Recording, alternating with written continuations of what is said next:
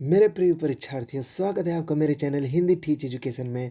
और आपके मंगल की कामना करता हुआ आज का ये वीडियो हिंदी साहित्य के ऐसे टॉप 50 प्रश्नों से भरा हुआ है जो प्राय सभी परीक्षाओं में आते ही हैं। और अगर आप मेरे चैनल पर नए हैं तो सब्सक्राइब करिए, शेयर करिए और बेल आइकन यानी घंटी को प्रेस करिए और ऑल पे क्लिक करिए ताकि मैं आपकी मदद कर सकूँ ऐसे ही और बेहतर से बेहतर। तो चलिए शुरू करते हैं इस 50 सीरीज का पहला प्रश्न। यह है आपके सामने। वृष्टि का अभाव वाक्य खंड के लिए एक शब्द है। ये पूरा एक वाक्य खंड है और इसके लिए एक शब्द है अतिवृष्टि, अनावृष्टि, अनवृष्टि, अपवृष्टि और अंत में है अनावृष्टि। तो कौन सा सही है? जल्दी से उत्तर चुनिए।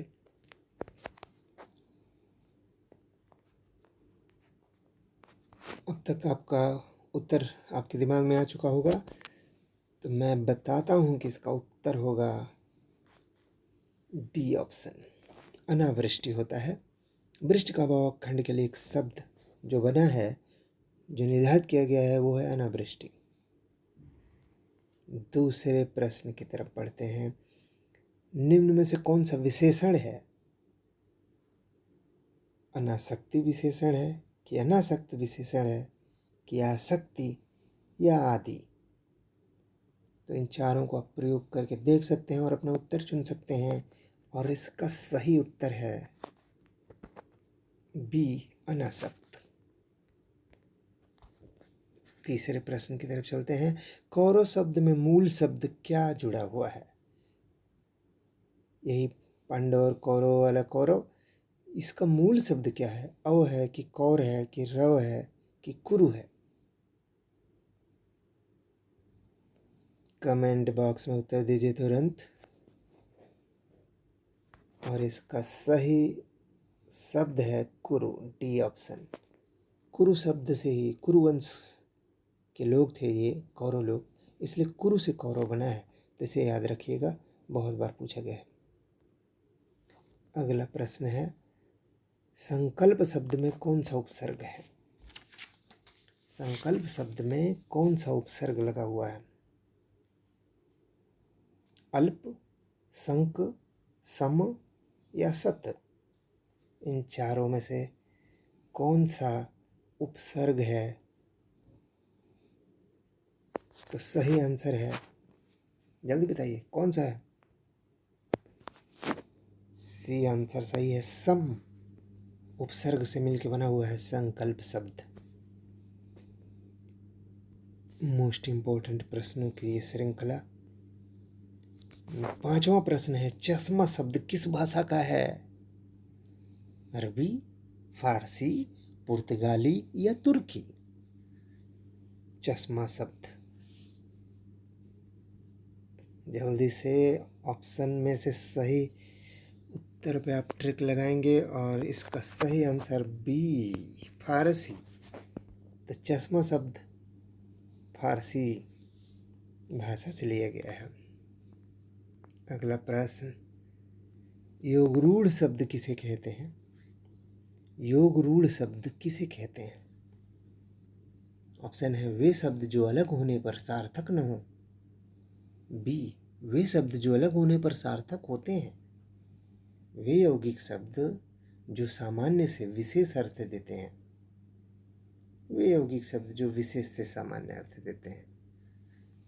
तो कौन सा सही है? इस प्रश्न में दिमाग घूमेगा, लेकिन आप सही पे ट्रिक लगाएंगे और वो सही ट्रिक है, वे यौगिक शब्द जो सामान्य से विशेष अर्थ देते हैं उन्हें बोलते हैं योगरूढ़ शब्द। सी ऑप्शन सही होगा। सातवां प्रश्न, सर्वनाम के कितने भेद होते हैं? सर्वनाम आप लोग जानते ही हैं, ऐसे शब्द जो नाम के बदले यूज कर लिए जाएं, प्रयोग कर लिए जाएं, वो सर्वनाम होते हैं। तो सर्वनाम के कितने भेद निर्धारित किए गए हैं? इसका सही आंसर होगा सी आंसर, 6 भेद होते हैं। 8वां प्रश्न की तरफ चलेंगे। हरिगीतिका छंद में कितनी मात्राएं होती हैं? बहुत ही फेमस प्रश्न है और ये आपको बार बार मिलेगा। हर परीक्षाओं में ये प्रश्न आता है, छोटा बड़ा सब में। सही आंसर हरिगीतिका में 28 मात्राएं होती हैं, इसे याद रखिएगा। 9वां प्रश्न है आपके लिए। सोना शब्द का पर्यायवाची शब्द नहीं है। स्वर्ण वाला सोना उस शब्द का पर्यायवाची शब्द नहीं है। पहला है हेम, दूसरा है जात रूप, तीसरा है हाटक और चौथा है पन्नग। हेम होता ही है सोना, जात रूप सोना और हाटक इसके मतलब भी सोना होता है। और पन्नग जो है इसके मतलब सोना नहीं होता है। ये सोना का पर्यायवाची शब्द नहीं है, तो सही आंसर होगा डी। पन्नग सर्प इत्यादि के लिए प्रयुक्त होता है। 10वां प्रश्न है। दही शब्द का लिंग निर्धारण कीजिए।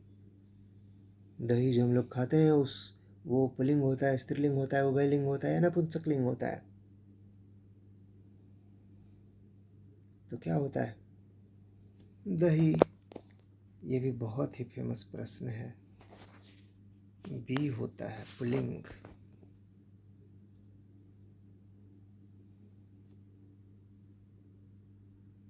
11वां प्रश्न की तरफ चलते हैं। निम्न में से कौन शुद्ध वर्तनी है?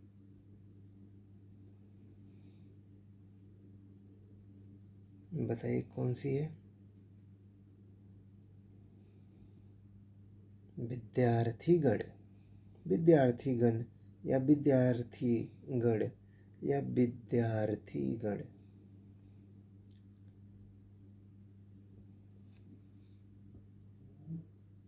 तो सही ऑप्शन इसमें से आपके लिए है डी, विद्यार्थीगण। छोटी की मात्रा हो जाएगी, ध्यान रखिएगा। 12वां प्रश्न। गायक शब्द का सही संधि विच्छेद बताइए।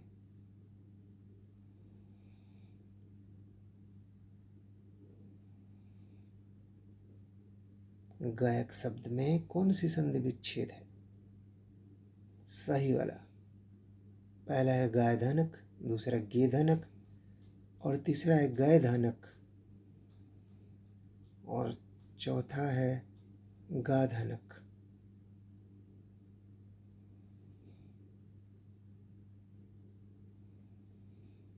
तो इसका सही आंसर है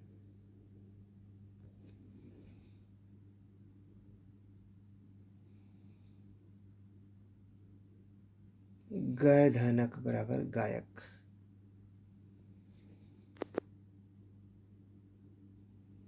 सही ऑप्शन सी। 13वां प्रश्न की तरफ चलते हैं हम। दावाग्नि से क्या तात्पर्य है? दावाग्नि, तो ये इतने प्रकार की अग्नियाँ आपको दिख रही हैं ऑप्शन में। देव की अग्नि, समुद्र की अग्नि, जठर की अग्नि और जंगल की अग्नि। कौन सा सही ऑप्शन है?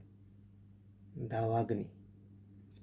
तो याद रखना मित्रों, इसका सही ऑप्शन है जंगल की आग। जंगल की अग्नि को दावाग्नि बोलते हैं। दावा से याद रखिएगा, दावा मतलब जंगल होता है। 14वां प्रश्न है। प्रत्यक्ष शब्द में कौन सी संधि है? 14वां प्रश्न। प्रत्यक्ष शब्द में कौन सी संधि है?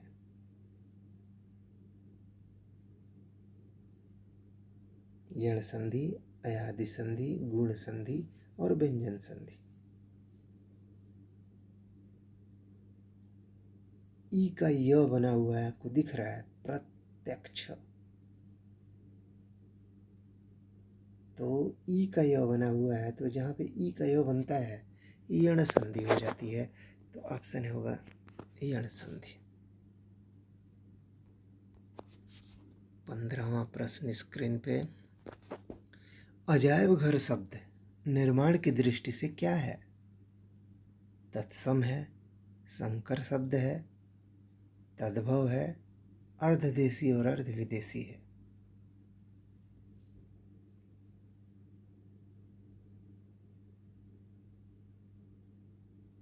तो बताएंगे आप। सही ऑप्शन है बी, संकर शब्द है। अजायब घर शब्द निर्माण के देश से संकर शब्द है, मतलब दो भाषाओं से मिल करके बना हुआ है। 16वां प्रश्न, छाती के बल पर चलने वाले को क्या बोलते हैं? मतलब ऐसा प्राणी जो छाती के बल चलता है उसको क्या बोलते हैं? भूरग, तुरग, कुरग कि उरग? जल्दी से कमेंट बॉक्स में उत्तर दीजिए, क्या होगा सही? सही ऑप्शन है उरग। उर मने होता है छाती, और छाती के बल चलने वाला, उर के बल चलने वाला उरग, तो इसलिए ऑप्शन होगा ए। नेक्स्ट प्रश्न है, शमशीर किसका पर्यायवाची है? इन चारों में से किसी एक का पर्यायवाची है शमशीर, तो आपको बताना है। फर्स्ट ऑप्शन आपके लिए शीशम, सेकंड ऑप्शन है शीशा, तीसरा है लोहा और चौथा है तलवार। तो प्यारे मित्रों, आंसर क्या सही है? आंसर सही है डी, तलवार। शमशीरों वाला गाना जरूर आपने सुना होगा, वो शमशीर का मतलब तलवार होता है, याद रखिएगा। 18वां प्रश्न है, खेत रहना मुहावरे का क्या अर्थ है? खेत रहना मुहावरा है, उसका अर्थ क्या है? चारों ऑप्शन में से आपको चुनना है। सही उत्तर पे अपना सही उत्तर के लिए पहला ऑप्शन है आपकी जमीन आपके पास रहे, खेत रहना। बी ऑप्शन है संपत्ति का बचा रह जाना। सी ऑप्शन युद्ध में शहीद हो जाना। और डी ऑप्शन खेत में मर जाना। जल्दी चलिए ऑप्शन 18। सही ऑप्शन है सी, युद्ध में शहीद हो जाना, उसको बोलते हैं खेत रहना। अगला प्रश्न है आपके लिए, उन्मूलन का विलोम क्या होता है? उन्मूलन, पहले शब्द को पकड़िए, उत्तर अपने आप मिलेगा आपको। उन्मूलन का अर्थ क्या होता है? जड़ से उखाड़ देना, मूल को उन कर देना, खत्म कर देना। मूल यानी जड़ को उन कर देना, समाप्त कर देना, यानी जड़ से उखाड़ देना। तो ऐसे शब्द का विलोम क्या होगा? पहला है जड़ मूलन, दूसरा है निमीलन, तीसरा उन्मूलन और चौथा है रोपण। तो जब जड़ से उखाड़ देंगे तो जड़ से ही रोपेंगे, इसलिए विलोम सही होगा रोपण।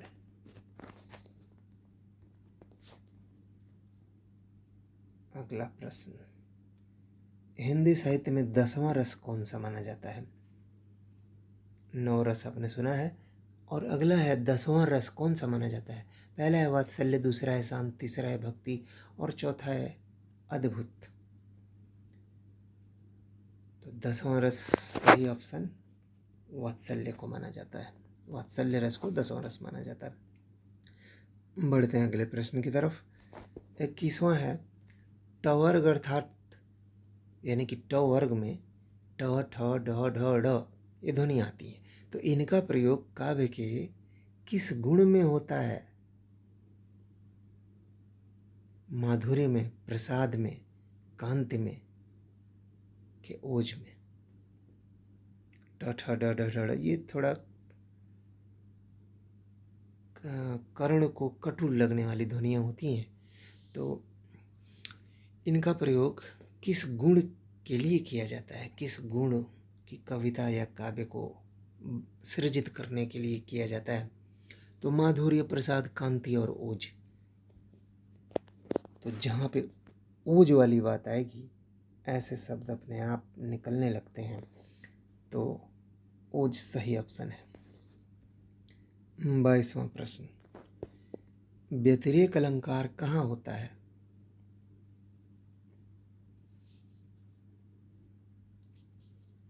पढ़ेंगे ऑप्शन। उपमान की अपेक्षा उपमेय का अपकर्ष जहाँ पे दिखा दिया जाए। अपकर्ष समझिएगा, उपमान यानी कि जो उपमान है किसी चीज का, यानी कि अपने गुण में सर्वोत्तम है, वो उपमान की अपेक्षा उपमेय का अपकर्ष दिखा दिया जाए, उपमेय को छोटा दिखा दिया जाए, ऐसा होता है। या बी, उपमान की अपेक्षा उपमेय का उत्कर्ष दिखा दिया जाए, उपमान उपमेय दोनों का उत्कर्ष दिखा दिया जाए, या उपमान उपमेय दोनों का अपकर्ष दिखा दिया जाए। सही उत्तर चुनिए। दमदार प्रश्नों का उत्तर आप दे पा रहे हैं कि नहीं? तो यहाँ पे आपको समझना होगा व्यतिरेक अलंकार में क्या होता है। उपमान की अपेक्षा जो उपमेय होता है, परंपरा क्या है, उपमान से उपमेय की तुलना की जाती है, क्योंकि उपमान उस गुण में सर्वोत्तम होता है, एक प्रतिमान होता है। तो उसके जैसे गुण किसी में मिलने लगते हैं तो हम उससे उसकी तुलना करते हैं और उसको उपमेय मानते हैं। तो उपमेय उपमान से बड़ा नहीं हो सकता, लेकिन ये यहाँ पे व्यतिरेक हो जा रहा है, उल्टा हो जा रहा है, और उपमान की अपेक्षा उपमेय का ही उत्कर्ष दिखाया जा रहा है, इसलिए यहाँ पे व्यतिरेक अलंकार होगा। तो सही ऑप्शन बी।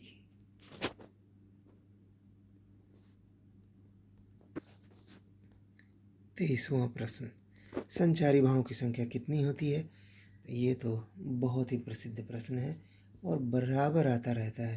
तो आप सभी लोग जानते हैं कि संचारियों की संख्या हिंदी में 33 मानी गई है। अगला प्रश्न, परुष शब्द का अर्थ क्या होता है?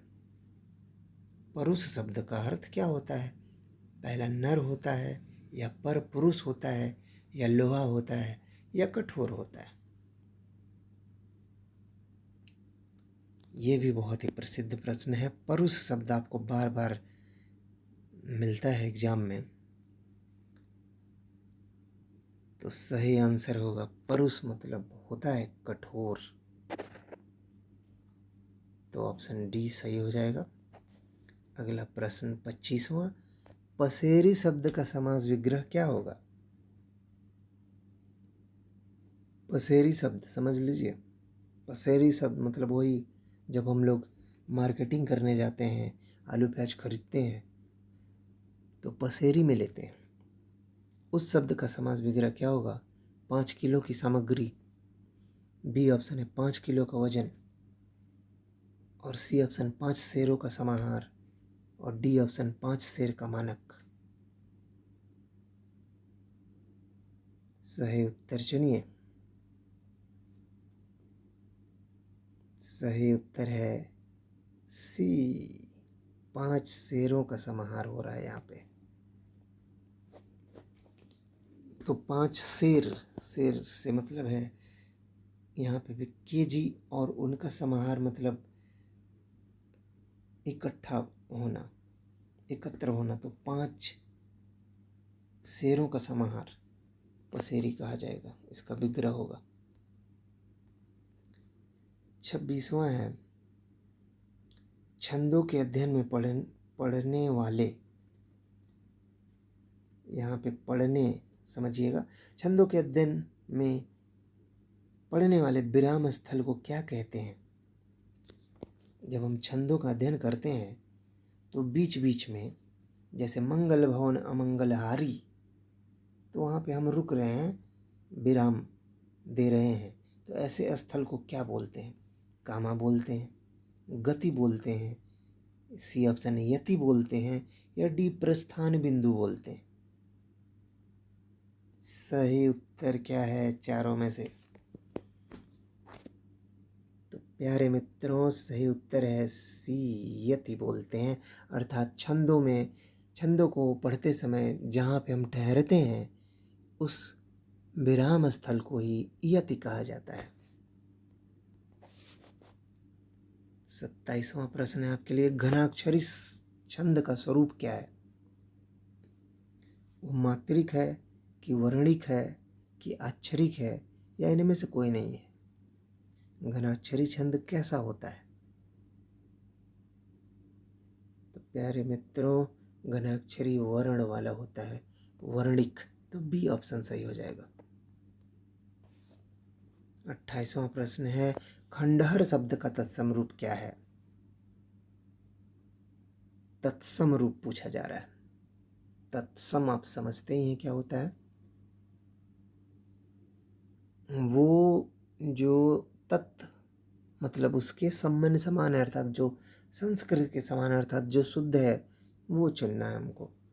तो खंडहर शब्द का तत्सम, पहला ऑप्शन है खंडगिरी, दूसरा ऑप्शन है खंडग्रह, और सी ऑप्शन है खंडघर, और डी ऑप्शन है खंडगृह। चारों में से सही उत्तर क्या है? सही उत्तर डी ऑप्शन खंडगृह।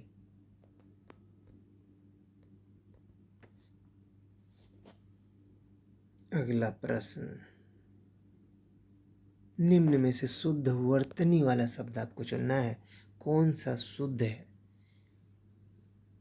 ये जो शब्द है आपको सैकड़ों बार परीक्षाओं में मिला है, ये इसमें से शुद्ध वर्तनी आपको चुनना है।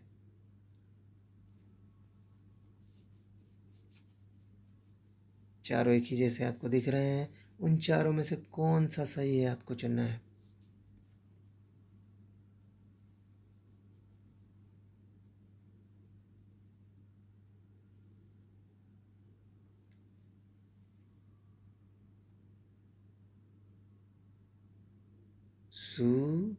शुश्रूषा, शुश्रूषा। सी पे है शुश्रूषा, और डी पे भी है शुश्रूषा। कौन सा है? सही ऑप्शन आपको मिलेगा डी ऑप्शन।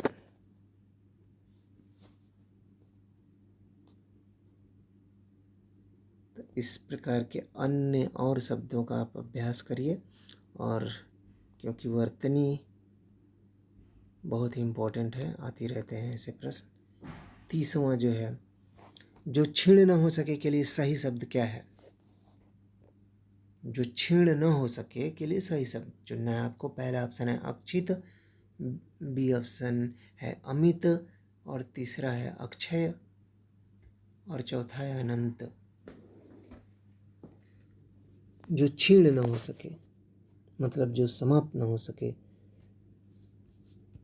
तो आपके लिए सही ऑप्शन सी, अक्षय। 31वां प्रश्न है, तल्लीन शब्द का संधि विच्छेद क्या होगा?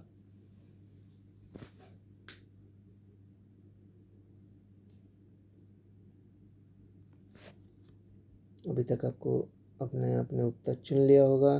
सही ऑप्शन है डी, तत् धन लीन बराबर तल्लीन होता है।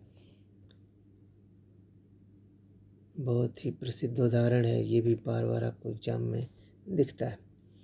32वां प्रश्न, किस में पूर्वकालिक क्रिया प्रयुक्त हुई है? सोचिए सोचिए। वह घर में रहता है,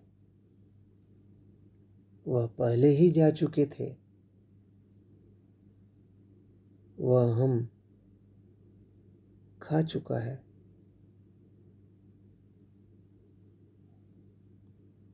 और डी है बच्चा उठकर रो रहा है। ये सी ऑप्शन वह खाना खा चुका है ऐसा समझिए, यहाँ पे गलत टाइप हो गया है। वह घर में रहता है, वे पहले ही जा चुके थे, वह खाना खा चुका है, और बच्चा उठकर रो रहा है। पूर्वकालिक क्रिया प्रयुक्त हुई है किसमें?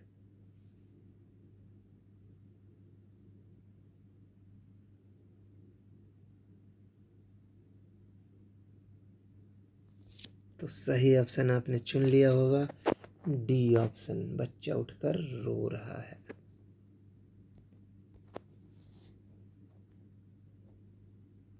33वां प्रश्न है, पत्र लिखा गया वाच्य है। पत्र लिखा गया ये किस प्रकार का वाच्य है? कर्तृवाच्य है, भाववाच्य है, कर्मवाच्य है या साधारण वाच्य है?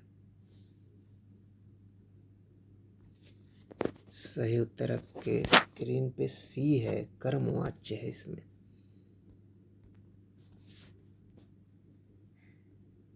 34वां प्रश्न है, कौन सा शब्द मधु शब्द का अनेकार्थी नहीं है? नहीं पूछ रहा है। पहला ऑप्शन है इसके लिए शहद, दूसरा है मधुमक्खी, तीसरा है बसंत और चौथा है शराब। मधु शब्द का अनेकार्थी नहीं है। बताइए, जल्दी बताइए। और आपने नहीं बता पाया तो इसका उत्तर लीजिए, बी ऑप्शन, मधुमक्खी। मधु शब्द का अनेकार्थी ये नहीं है। शहद है, बसंत है और शराब, तीनों का मतलब होता है मधु। अगला प्रश्न 35वां, आलोक शब्द का विलोम शब्द क्या होगा? आलोक मतलब प्रकाश होता है, उसका विलोम आपको बताना है। परलोक, प्रकाश, अंधकार और तिमिर। आलोक शब्द का विलोम बताना है, परलोक, प्रकाश, अंधकार और तिमिर। तो ये विलोम शब्द ऐसे होते हैं कि ठीक उसका एक जुड़वा जो उसका विपरीतार्थक होता है, विपरीत अर्थ देता है, उसको निर्धारित कर दिया गया है। तो आलोक के लिए निर्धारित किया गया है वो ऑप्शन है डी, तिमिर।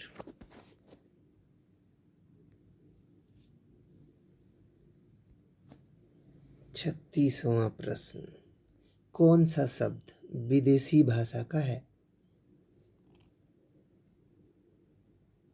विदेशी भाषा से आया हुआ है इन चारों में से। पहला है धातु, दूसरा है देवता और तीसरा कृपालु और चौथा नशा।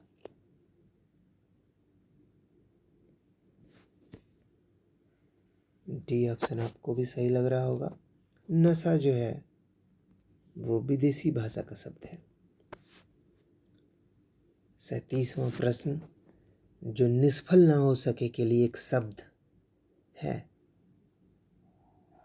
पहला ऑप्शन अकाट्य, दूसरा ऑप्शन अमोघ, तीसरा ऑप्शन फलागम और चौथा ऑप्शन विचलित। जो निष्फल ना हो सके मतलब वो फलित होगा ही, बिना फल का हो ही नहीं सकता है। इसके लिए एक शब्द आपको चुनना है। तो अकाट्य है वो, अमोघ है वो, फलागम है, विचलित है। देखते हैं आपने कौन सा चुना है और सही उत्तर क्या है। सही उत्तर इसका है बी, अमोघ। अमोघ। तो आपने सुना होगा कि अमोघ अस्त्र चलाया था जो लक्ष्मण को शक्ति लगी थी, रावण का बेटा चलाया था लक्ष्मण को, उसी से। तो वो निष्फल नहीं हो सकता है ऐसा शस्त्र।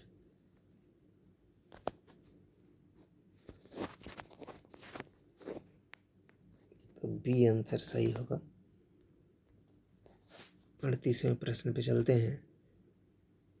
सब्ज बाग दिखाना का अर्थ क्या है? मुहावरा है और इसका आपको अर्थ बताना है। पहला इसके लिए ऑप्शन है हरियाली दिखाना, बाग बगीचा लगाना, विश्वासघात करना और झूठा आश्वासन देना। सब्ज बाग दिखाना, सब्जी का बाग दिखाना, ऐसा कुछ आपको शाब्दिक अर्थ से दिख रहा है, लेकिन मुहावरे रूढ़ होते हैं किसी अन्य अर्थ के लिए। तो हरियाली दिखाना ये हो सकता है कि बाग बगीचा लगाना, ये हो सकता है कि विश्वासघात करना या झूठा आश्वासन देना।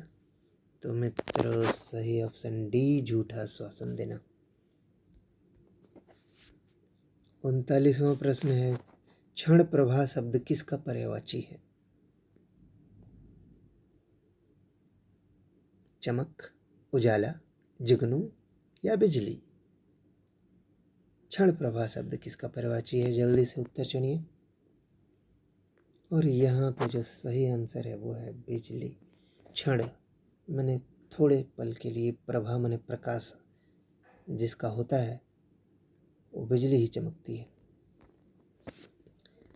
40वां प्रश्न, शुद्ध वर्तनी चुनना है। महात्म, महात्म्य, महात्म्य या महात्म्य?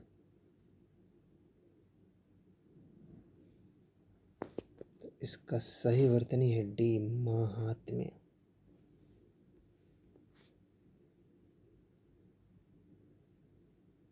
अगला प्रश्न है 41वां, हिंदी में कितने स्वर होते हैं? इसका तो आपको सही उत्तर लगाना ही पड़ेगा। 13 होते हैं, 11 होते हैं, 12 होते हैं या 10 होते हैं? तो प्यारे प्रतियोगी छात्रों, आपको कन्फ्यूजन में नहीं पड़ना है और इसका राइट आंसर होगा, हरदम 11 पर ट्रिक लगाइएगा। 13 11 में कन्फ्यूजन होता है बट माना जाता है 11, इसलिए आप 11 पे लगाइएगा। 42वां प्रश्न, बंदर शब्द का तत्सम क्या होता है? बंदर, कपि, वानर या वानर?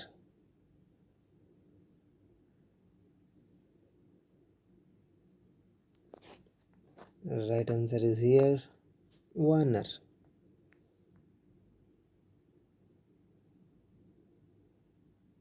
थोड़ा सा आपको इसमें आश्चर्य हो सकता है लेकिन है वही सही। 43वां प्रश्न है, निम्न में से मध्य स्वर कौन सा है? अब बताइए, इस प्रश्न का उत्तर दीजिए आप। मध्य स्वर कौन सा है? ए है कि ऊ है कि अ है कि अंग है? आप लोग इन प्रश्नों को सॉल्व करिएगा और ज़रूर कमेंट बॉक्स में बताइएगा और चैनल को सब्सक्राइब करिएगा ताकि मैं ऐसे और भी वीडियोस आपके लिए लाता रहूं। और आपके कितने प्रश्न सही होते हैं ज़रूर बताइएगा। मध्य स्वर होता है आ। 44वां प्रश्न है, समृद्ध स्वर किसे कहते हैं? समृद्ध स्वर किसे कहते हैं?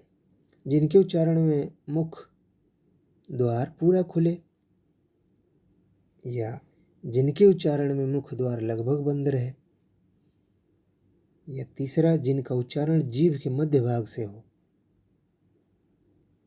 या चौथा जिनके उच्चारण में मुख द्वार आधा खुले।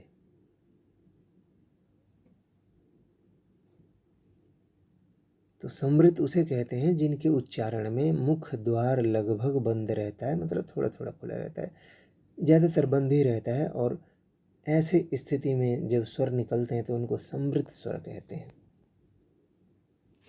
सही ऑप्शन बी।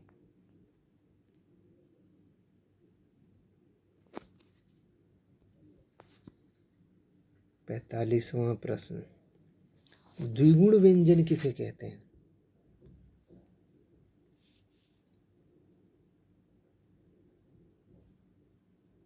द्विगुण व्यंजन किसे कहते हैं? सही ऑप्शन आपके सामने है, ए ऑप्शन।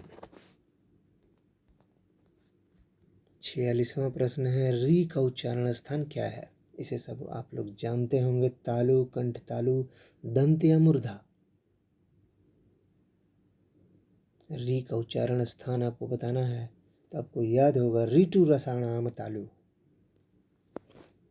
तो री का उच्चारण है ए ऑप्शन, तालु।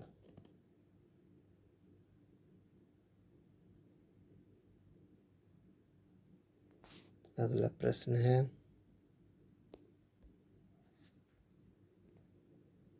47वां। हिंदी में कुल कितने वर्ण होते हैं? कितने वर्ण होते हैं? 54 होते हैं, 53 होते हैं, 56 होते हैं या 52 होते हैं? तो याद रखिएगा, इसमें भी बहुत कन्फ्यूजन होता है, लेकिन सही उत्तर डी होगा। डी लगाइएगा एकदम।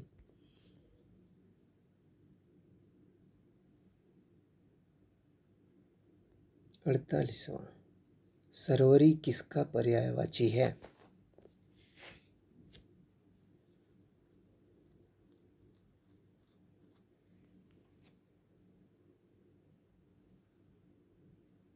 सरवरी किसका पर्यायवाची है? पोखरी का, लक्ष्मी का, रात्रि का या पार्वती का?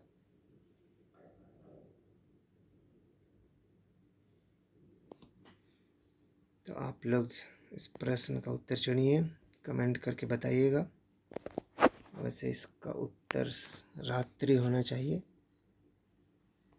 अगर आपको डिफरेंट लगे तो ज़रूर बताइएगा। सरवरी पर्यायवाची है रात्रि।